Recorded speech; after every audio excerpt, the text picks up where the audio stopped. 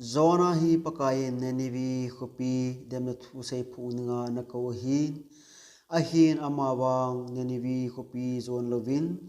tasislam gamlam zwa zam dingin heti chung kong chunga anakal do in ahi zona chu pakayin kamdam onema anakola hin heti chun amayong pakaya kuna zam dingin tarsis lamzo anazonin ahi let nang leke yong tuni pakai kamdam onema ekola hin kasopi ulenau te ho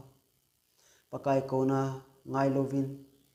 zula sani nup nan erole leise nup sanan hi ho imang lovin ahi ven pakain zona zo nu hang pumen hen ko tan ahi pakai lung hana chu zona chunga hong chun heti chun hup gupi hoipi hongki thon ama zi in heti chun kong chunga to mi pi teng chun gen thia tho win ahi chule pakain zona bal thum dingin ngapi angan se zona chu ni thum la zan thum sungi ngapi oi sunga awai thamin ahi laka sopi hecha ka seinom che pi ham ti a hele ven nang lekin jong pakai kamdam onema eko pen hi ngai sa lo ai ko ya hele pakai lung hang puma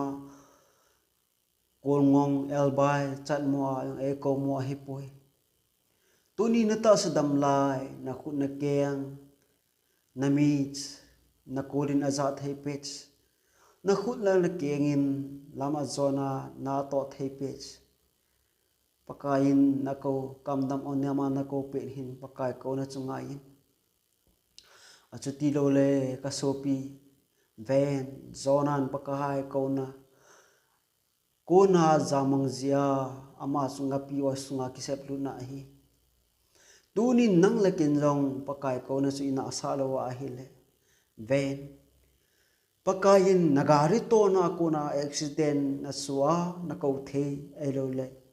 naga nana ton page elo le nakichi pe na yong hetia chu kisu kha na cha chom chom abola nang ma pak na hin ko jeng theina la hi hichini teng la chun sopi ni tin na lai de pakaya ko na jamang ning na ki un na lai de ti na lai ne hi ve ngapi osunga zona chu ni thum la jan thum aum phanin aman alung ahin pakai koma kapmin atawin ahila pakai ama chu ngapi osunga konin alata in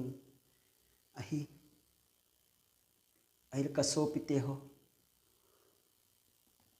zona bunga ngapi osunga umding ohi katipoi ahila na accident na keng in lam azot theilowa na khunin aji nom chen aji theilowa ane nom na ane theilowa na mitnin khuwa mu lowa na kolin khuwa za lo teng le kasopi na hin lo na pi umang hiji chen pakai kamdam onema eko pen hin pakai ko na chu ngai hiti ting katiem no moi na hi chule pakain ngapi mangcha zona kasema bangin ngapi mangchan zona lungsat mahana ko hi na jeteng la zona alung a hei nungin nenevi khupi mi pi te ang sunga ni somli sunga pakain nenevi khupi hi asu mangning ahi tia tupha ana sang hlap le achun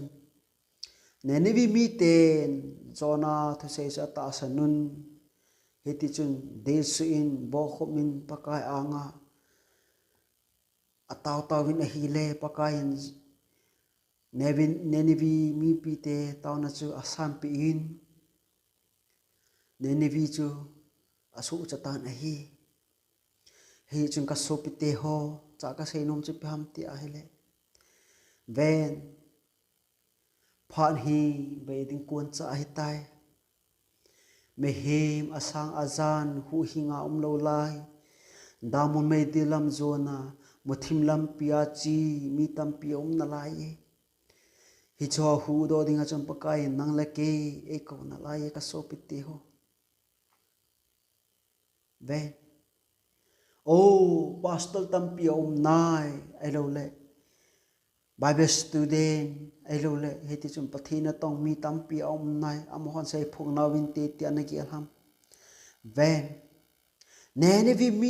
nene vi khupi mi te so cha na ne ding win zona pen tha masat na angai na hi zona pen tha zonung bovin nene vi khumi te so cha ni min hi echima bang jang ka so pite na society na hobung mi te elo le naga mi te so cha na na dingin nang ma na pen tha masat na ngai na hi tunin pakai ko na ngain pakaya konin zamang ding go hi in